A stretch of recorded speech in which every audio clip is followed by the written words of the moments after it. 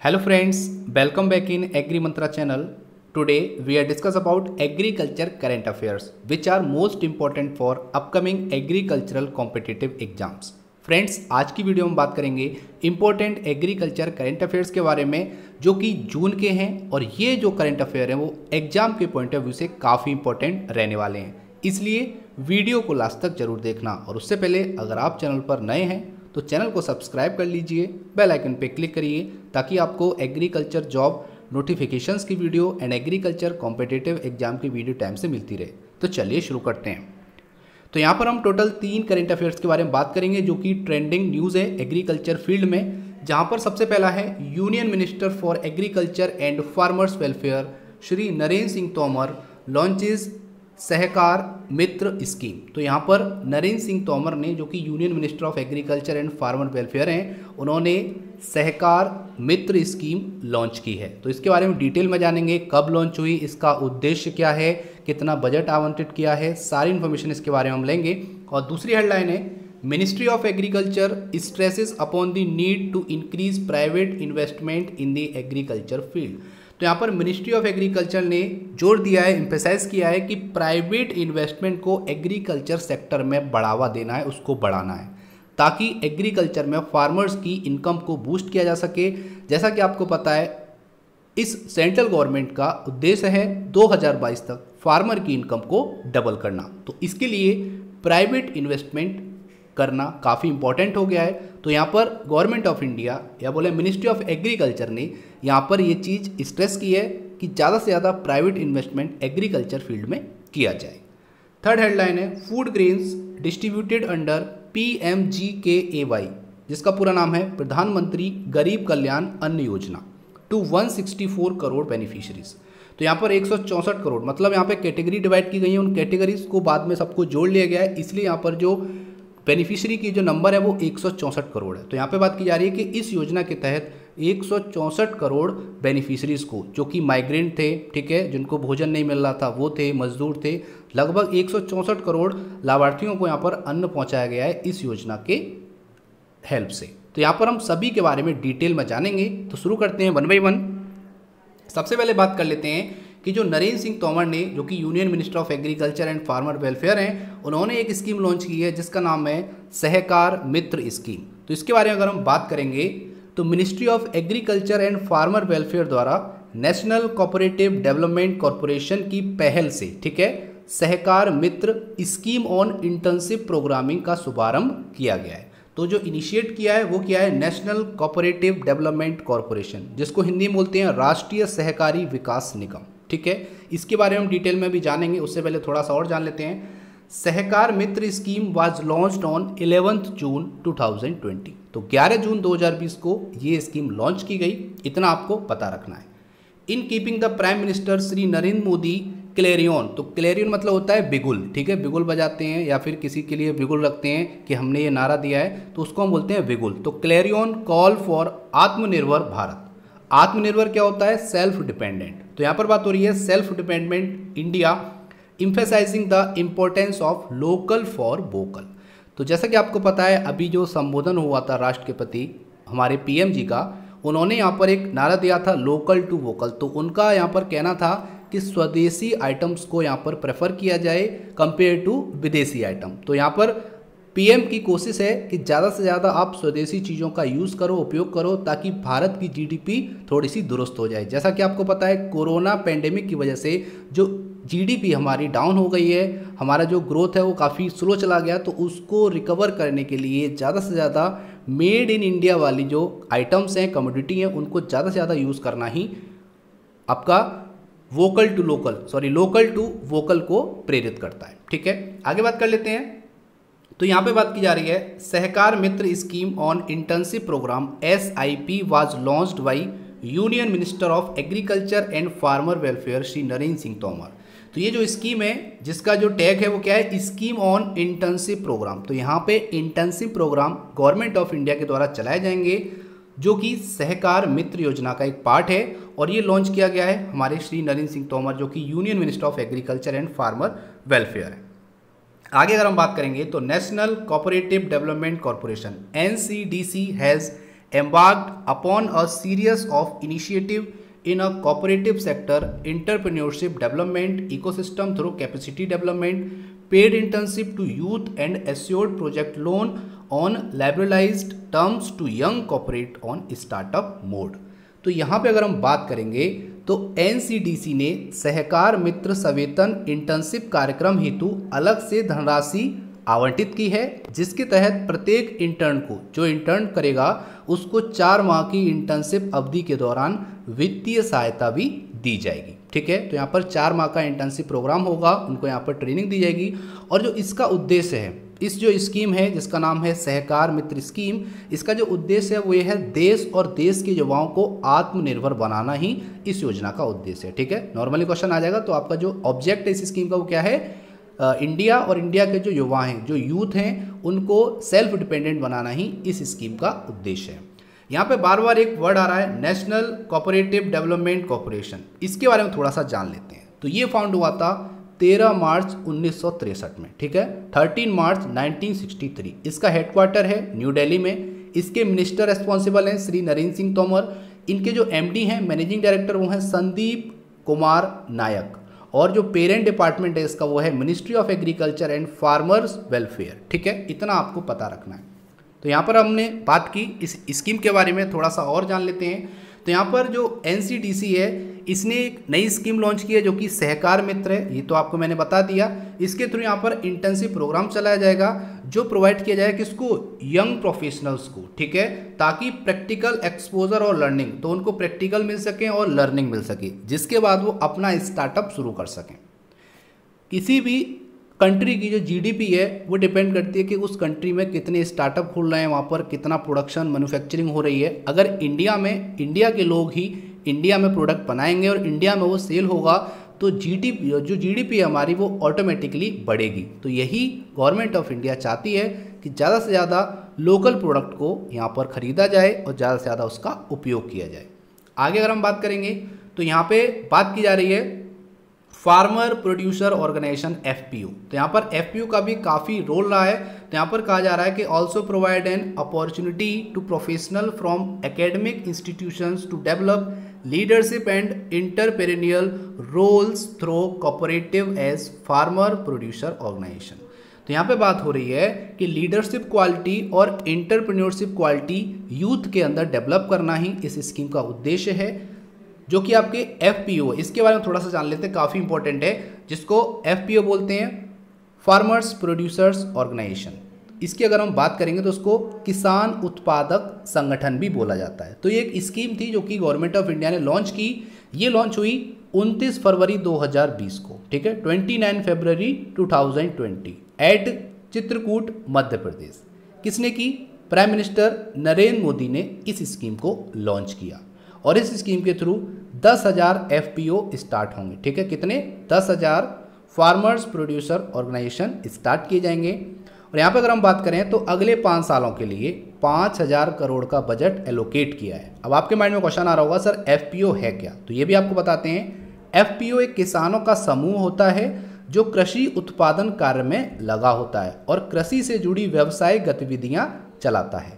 एक समूह बनाकर आप कंपनी एक्ट में रजिस्टर कर सकते हैं। तो यहाँ पर किसानों का एक समूह होगा जो एग्रीकल्चर फील्ड से जुड़ा होगा। उनका उद्देश्य होगा कि जो थर्ड पार्टी होती है, जो बिचौलिए होते हैं, उनका यहाँ पर रोल बिल्कुल ख़त्म करना है। किसान की फसल को डायरेक्टली जो आपका लेवाल है, ठीक है, जिसको हम क्या बोलते हैं, जो क्रेता होता है, जिसको खरीदना होता है, उसको डायरेक्टली सेल करना ही इस एफपीओ का उद्देश्य होता है। और यहाँ पर और भी चीज़ें जैसे फर्टिलाइज़र है, उसके बाद इंसेक्टिसाइड है, पेस्टिसाइड है, इसकी खरीद में भी इन लोगों को काफ़ी प्रॉफिट मिल जाता है। मतलब है कि जो बिचौलिए होते हैं, जो एजेंट होते हैं, इनका रोल यहाँ पे ख़त्म हो जाता है, जिसका सीधा सीधा फ़ायदा फार्मर्स को मिलता है। तो यहाँ पर इसी रोल को निभाने के लिए एफपीओ बनाए गए और 10,000 एफपीओ चलेंगे ताकि ज़्यादा से ज़्यादा किसान इस चेन में जुड़ सकें और डायरेक्टली किसान को फ़ायदा मिल सके। ठीक है, इतना आपको पता रखना है। एक यहाँ पे काफ़ी अच्छी चीज़ है, Sahakar Mitra scheme is expected to assist cooperative institutions access new and innovative ideas of young professional. तो यहाँ पे बात हो रही है कि ऐसे न्यू और इनोवेटिव आइडियाज़ इकट्ठे किए जाएंगे, कलेक्ट किए जाएंगे जो यूथ के माइंड में हैं। ठीक है, बहुत सारे यूथ ऐसे हैं जिनके पास अच्छे अच्छे आइडिया, इनोवेटिव आइडियाज़ हैं, जिनकी हेल्प से हम कुछ नया कर सकते हैं, गवर्नमेंट ऑफ इंडिया कुछ नया कर सकती है। इसी के लिए यहाँ पर इंटर्नशिप प्रोग्राम भी चलाए जाएंगे, उनके आइडियाज़ को भी यहाँ पे बोल सकते हैं कि यहाँ पे एनालिसिस की जाएगी और कुछ गवर्नमेंट ऑफ इंडिया के आइडियाज़ को यहाँ पर कोलैबोरेट किया जाएगा ताकि हम एग्रीकल्चर फील्ड में कुछ नया कर सकें। आगे अगर हम बात करेंगे, it is expected to a win win situation. इसका मतलब क्या होता है कि सबको फायदा मिले, ठीक है। सबको मतलब है कि कोऑपरेटिव को भी और यंग प्रोफेशनल को भी, तो जो भी इंटर्नशिप करेंगे उनको भी फायदा दिया जाए और कोऑपरेटिव्स को हैं उनको भी यहाँ पे फ़ायदा दिया जाए। इसी के लिए विन विन सिचुएशन यहाँ पे वर्ड यूज़ किया गया है। तो जो इंटर्नशिप की जा रही है इसका डायरेक्टली एम क्या है कि जो भी कोऑपरेटिव इसमें भाग लेंगे उनको यहाँ पर प्रॉफिट होगा, और जो यंग प्रोफेशनल हैं जो अभी तक एम्प्लॉयमेंट नहीं कर रहे हैं, अभी रोजगार नहीं कर रहे हैं, उनके लिए भी एक प्लेटफॉर्म तैयार हो जाएगा जहाँ पर वो अपना खुद का रोजगार, खुद का स्टार्टअप भी कर सकते हैं। और मैंने जैसा कि आपको बताया 4 माह का इंटर्नशिप प्रोग्राम होगा, उस अवधि के दौरान वित्तीय सहायता भी उनको प्रोवाइड की जाएगी, ठीक है। इतना आपको पता रखना है। अब बात कर लेते हैं सेकंड हेडलाइन जो कि थी ministry of agriculture stresses upon the need to increase private investment in the agriculture sector. तो इसके बारे में भी हम बात करेंगे। फ्रेंड्स, अगर आपको वीडियो पसंद आ रहा है, कंटेंट हेल्पफुल लग रहा है, तो वीडियो को अभी लाइक कीजिए। आपको 2 सेकंड में वीडियो लाइक करने के देता हूं। आगे बात करेंगे तो जैसा कि मैंने बताया, प्राइवेट इन्वेस्टमेंट को इंक्रीज करना ही मिनिस्ट्री ऑफ इंडिया का गोल है। तो यहां पे अगर हम बात करेंगे, it will help in making the country self reliant. तो यहाँ पे बात हो रही है आत्मनिर्भर बनाने के लिए, ठीक है, कंट्री को आत्मनिर्भर बनाने के लिए, क्योंकि पता है कोविड क्राइसिस की वजह से जो जीडीपी डाउन हो गई है, उस प्रॉब्लम को ओवरकम करने के लिए यहाँ पे अपने देश को आत्मनिर्भर बनाना पड़ेगा, हमको भी आत्मनिर्भर बनना पड़ेगा, और उसके लिए यहाँ पे हम ज़्यादा से ज़्यादा मेड इन इंडिया प्रोडक्ट को यूज़ करेंगे। तो ये जो एम है गवर्नमेंट ऑफ इंडिया का, वो फुलफिल हो सकता है।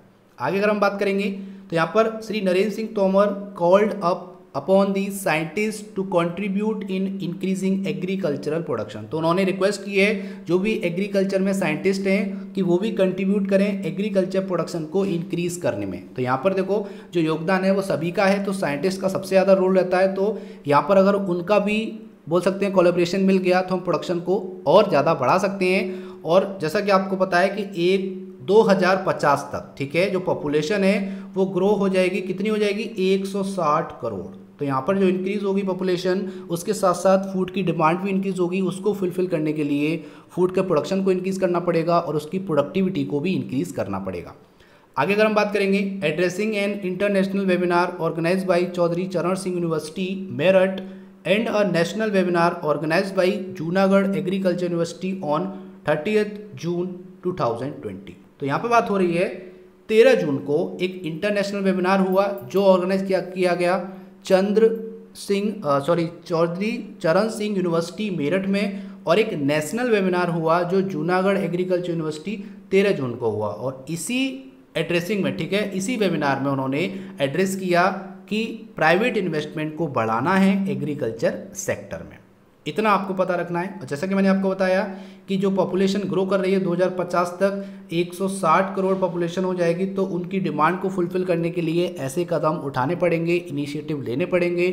प्राइवेट इन्वेस्टमेंट भी एग्रीकल्चर फील्ड में कराना होगा ताकि फार्मर्स को ज़्यादा से ज़्यादा प्रोडक्शन मिल जाए। और जो थर्ड पार्टी एजेंट हैं, जिनको बिचौलिए बोलते हैं, उनको यहाँ से बिल्कुल भी हटाना पड़ेगा, तभी फार्मर्स का यहाँ पे इनकम बूस्ट कर सकता है। ये आपको याद रखना है। और यहाँ पर बोला गया है कि he also stress on linking more and more farmer to the 10,000 new farmer producer organisation. तो जो FPO बनाए गए हैं 10,000 FPO, तो इनका यहाँ पर उद्देश्य है कि ज़्यादा से ज़्यादा फार्मर्स को उन FPO से जोड़ा जाए ताकि सभी फार्मर को यहाँ पर प्रॉफिट मिल सके। तो थोड़ा सा और जान लेते हैं इसके बारे में। तो यहाँ पे बात की गई है कि जो आपकी डिसीज रेजिस्टेंट और पेस्ट रेजिस्टेंट वेराइटी हैं, ठीक है, जैसे बात करेंगे require less area and are able to grow in unfavourable condition like dry climate, high temperature, saline and acidic soil. तो यहाँ पर एग्रीकल्चर प्रोडक्शन में कुछ चैलेंजेस हैं। जैसे बात करेंगे कि एरिया लेस होता जा रहा है, ये एक चैलेंज है। दूसरा चैलेंज क्या है कि हमको अनफेवरेबल कंडीशन में क्रॉप ग्रो करनी है, ये हमारा दूसरा चैलेंज है। जैसे ड्राई क्लाइमेट है, हाई टेम्परेचर है, सैलाइन सॉइल की प्रॉब्लम है, या फिर एसिडिक सॉइल की प्रॉब्लम है। तो इन प्रॉब्लम को दूर करने के लिए, ठीक है, यहाँ पर कोशिश की जा रही है कि ज़्यादा से ज़्यादा इन्वेस्टमेंट किया जाए ताकि और रिसर्च हो सके एग्रीकल्चर फील्ड में और प्रोडक्शन को बढ़ाया जाए, ठीक है। दूसरी यहाँ पे बात की गई है, जैसा कि आप यहाँ पे देख पा रहे हुए, bio fortification strategy must also be use to develop high quality crop varieties having high protein, iron, zinc etcetera. यहाँ पे बायो फोर्टिफिकेशन एक नया वर्ड है, लेकिन जो टेक्निक है ये काफ़ी पुरानी है, जिसको बोलते हैं जैव सुदृढ़ीकरण, ठीक है। इसको क्या बोलते हैं? जैव सुदृढ़ीकरण, और इसका मतलब होता है बायो फोर्टिफिकेशन। इसको थोड़ा सा जान लेते हैं। तो bio fortification is the practice of deliberately enhance the content of a essential micronutrient like vitamin, minerals etcetera. तो यहाँ पे बात हो रही है कि बायो फोर्टिफिकेशन में हम लोग क्या करते हैं, किसी भी फूड मटेरियल की, ठीक है, जो फूड प्रोडक्ट है उसके माइक्रो न्यूट्रिएंट की क्वांटिटी को, उसके कंटेंट को इंक्रीज करते हैं, जैसे विटामिन और मिनरल्स। तो अब यहाँ पे बात हो रही है कि नेचुरल तरीके से किसी भी फूड प्रोडक्ट के मिनरल्स को, विटामिन को बढ़ाना, इंक्रीज करना ही फोर्टिफिकेशन कहलाता है, ठीक है। इससे क्या होगा? उस फूड की न्यूट्रिशनल क्वालिटी इंक्रीज होगी, ठीक है। दूसरा क्या होगा? ह्यूमन हेल्थ को हम प्रोटेक्ट कर सकते हैं, किससे? माल न्यूट्रिशन से, जिसको कुपोषण बोलते हैं। तो यहाँ पर अगर जितने भी पोषक तत्व होते हैं जो ह्यूमन बॉडी को रिक्वायर्ड होते हैं, अगर वो टाइम टू टाइम उस बॉडी को मिलेंगे तो वहाँ पर कुपोषण के शिकार नहीं होंगे इंसान, ठीक है। तो यहाँ पर इस चीज़ में भी ये हेल्प करेगा। और it improve nutritional quality through agronomical practices measures. तो यहाँ पे ये कैसे पॉसिबल होगा? थ्रो एग्रोनॉमिकल प्रैक्टिसेस, ठीक है, या फिर प्लांट ब्रीडिंग और मॉडर्न बायोटेक्नोलॉजी। हमको यहाँ पर आर्टिफिशियली ऐड नहीं करना है, यहाँ पर हमको कोशिश करनी है कि ब्रीडिंग करके, बायोटेक्नोलॉजी यूज़ करके, एग्रोनॉमिकल प्रैक्टिसेस करके उस फूड क्वालिटी के जो कंटेंट हैं, जो माइक्रो न्यूट्रिएंट हैं, उनको इंक्रीज़ करना। और ये बहुत पुरानी पद्धति है, ये 1943 की पद्धति है, जब हमारा देश आज़ाद नहीं हुआ था। तो लगभग 77 साल पुरानी इस टेक्निक को अब यूज़ में लाया जा रहा है। उद्देश्य क्या है? यहाँ पर प्रॉब्लम क्या आई कि फूड की डिमांड इंक्रीज हो रही है, लोगों को न्यूट्रिशन नहीं मिल पा रहे हैं, क्योंकि हम जब फूड खाते हैं हमारा एम होता है उसके न्यूट्रिएंट्स को लेना, ठीक है, अपटेक करना। अब यहाँ पे क्या है? अगर आपको न्यूट्रिएंट फूड में कम मिलेंगे तो आपको ज़्यादा फूड खाना पड़ेगा। तो यहाँ पे क्या हो रही है? डिमांड इंक्रीज हो रही है। तो उस डिमांड को फुलफिल करने के लिए जो फूड है उसके कंटेंट को, उसके माइक्रो न्यूट्रिएंट को इंक्रीज करना ही फोर्टिफिकेशन कहलाता है, ठीक है। अब यहाँ पे बायो जुड़ गया, मतलब है कि बायोलॉजिकल तरीके से, जैविक तरीके से। तो ये आपको याद रखना है, ठीक है। तो उम्मीद करता हूँ बायो फोर्टिफिकेशन आपको समझ में आया होगा। आगे यहाँ पे लिखा हुआ है, prime minister Shri Narendra Modi has announced a provision of ₹1 lakh crore for developing agricultural infrastructure. तो हमने एक वीडियो डाली थी जिसमें 1 लाख करोड़ का यहाँ पर बजट एलोकेट किया है ताकि एग्रीकल्चर का जो इंफ्रास्ट्रक्चर है वो डेवलप हो सके। और उसके साथ साथ उन्होंने fishery, animal husbandry, bee keeping, उसके बाद यहाँ पे हर्बल फार्मिंग, फूड प्रोसेसिंग, इस सेक्टर में भी काफ़ी पैसा उन्होंने इन्वेस्ट किया है, बजट एलोकेट किया है। और श्री नरेंद्र तोमर ने सॉइल हेल्थ टेस्टिंग के लिए भी यहाँ पे अवेयरनेस फैलाने की बात कही है कि इसको ज़्यादा से ज़्यादा अवेयर किया जाए, लोगों को पता चल सके कि सॉइल में कौन सी चीज़ पर्याप्त है, किस न्यूट्रिएंट की रिक्वायरमेंट है, सारी चीज़ें उस सॉइल हेल्थ कार्ड में अवेलेबल होती हैं। और जैसा कि अभी पिछली वीडियो हमने बताया था कि डॉक्टर रतन लाल ने भी ये बोला है कि जो रिक्वायरमेंट होती है, स्टैंडर्ड रिक्वायरमेंट ऑर्गेनिक कंटेंट की, वो आपकी कितनी होनी चाहिए? 2 से 5%, लेकिन वो कितनी है? वो आपकी केवल और केवल 0.5 से 0.2% है, जो काफ़ी कम है। तो उस कंटेंट को बढ़ाने के लिए हमको सॉइल हेल्थ कार्ड, हमारा प्राइमरी पॉइंट है, एक इनिशिएटिव है कि सबसे पहले हम सॉइल हेल्थ कार्ड के जरिए सॉइल की कंडीशन को जानें, उसके पैरामीटर्स को पहचानें कि कौन कौन से पैरामीटर्स अवेलेबल हैं, कौन कौन से पैरामीटर्स की कमी है और कौन से पैरामीटर्स की यहाँ पे ओवरडोज है, ठीक है। उसको बैलेंस करना ही हमारे फूड प्रोडक्शन को इंक्रीज कर सकता है। अब बात करेंगे last headline, food grains distributed under PMGKAY, प्रधानमंत्री गरीब कल्याण अन्न योजना, टू 164 करोड़ बेनिफिशरीज।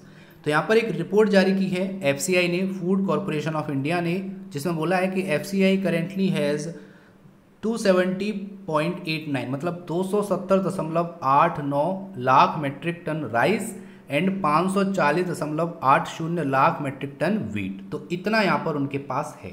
तो टोटल अगर हम बात करेंगे तो FCI के पास जो स्टॉक है वो कितना है? 811.69 lakh metric tonne stock available है, जो कि अभी प्रेजेंट की कंडीशन बताई गई है। 11 जून को ये रिपोर्ट रिलीज की गई है। अगर हम बात करेंगे under Atmanirbhar Bharat package, government of India has decided that 8 lakh metric tonne food grain will be provided to about 8 crore migrant labourer, stranded and needy family. तो जिनको ज़रूरत थी, जो मजदूर थे, जो माइग्रेंट लेबरर थे, उनको 8 करोड़ लोगों को ये फूड प्रोवाइड कराया। कितना? 8 lakh metric tonne food grain provide कराए गए। ठीक है। और यहाँ पे एक बात की गई है who are not cover under NFSA और स्टेट स्कीम, जो कि इससे अलग है। ठीक है। और यहाँ पे बात की गई है 5 kg of food grain, 5 kg of food grain per person is being distributed free of cost for the month of May and June. तो यहाँ पर मई जून के लिए अलग से 5 kilo food grain per person जारी किया गया है, मई जून मंथ के लिए, जितने भी प्रवासी हैं, जितने भी माइग्रेंट्स हैं उनके लिए। आगे अगर हम बात करेंगे, the government of India also approved 39,000 metric tonne pulses for 1.96 crore migrant family. तो यहाँ पे जो प्रवासी परिवार हैं उनके लिए, ठीक है, जो प्रवासी मजदूर हैं उनके परिवार के लिए 39,000 मेट्रिक टन पल्सेस दालें यहाँ पे अप्रूव की गई हैं, जो लगभग 1.96 करोड़ लोगों के लिए। ठीक है। आगे बात करेंगे तो प्रधानमंत्री गरीब कल्याण अन्न योजना की बात कर लेते हैं। तो इस योजना के अंडर में 3 मंथ के लिए, अप्रैल मई जून, ठीक है, 104.3 लाख मेट्रिक टन राइस और 15.2 lakh metric tonne wheat is required of which, ठीक है, इतना रिक्वायर्ड है, जिसमें से 94.71 लाख मेट्रिक टन राइस और 14.20 lakh metric tonne wheat has been lifted by various state and union territory. तो यहाँ पर स्टेटों द्वारा और यूनियन टेरिटरी द्वारा इतना अन्न यहाँ से लिफ्ट कर लिया गया है, ले लिया गया है अपने लोगों के लिए, अपने स्टेट के लोगों के लिए। ठीक है, इतना यहाँ पर बोला गया है, जिसमें गवर्नमेंट का जो बर्डन होगा वो 100% बर्डन होगा। मतलब 100% फाइनेंशियल बर्डन किसका होगा? गवर्नमेंट ऑफ इंडिया का, जो लगभग कितना होगा? 46,000 करोड़ रुपए। ठीक है। इस स्कीम के तहत, कौन सी स्कीम? प्रधानमंत्री गरीब कल्याण अन्न योजना, 46,000 करोड़ का 100% बर्डन गवर्नमेंट ऑफ इंडिया ले रही है। और अगर हम बात करेंगे पल्सेस के बारे में, तो यहाँ पे 3 मंथ के लिए 5.87 lakh metric tonne pulses required की गई हैं, जो भी जिसका भी 100% फाइनेंशियल बर्डन जो है वो गवर्नमेंट ऑफ इंडिया लेगी, जो लगभग 5,000 करोड़ रुपए है। ठीक है, इतना बर्डन 46,000 करोड़ रुपए ग्रेन्स के लिए और 5,000 करोड़ रुपए पल्सेस के लिए यहाँ पे बर्डन गवर्नमेंट ऑफ इंडिया उठा रही है इस स्कीम के तहत। और यहाँ पे बात हो रही है under the open market sales scheme, जिसको OMSS बोलते हैं। The rate of rice is fixed at 22 per kg and wheat as 21 पर kg। यहाँ पे थोड़ा सा समझ लेते हैं ओपन मार्केट सेल्स स्कीम है क्या।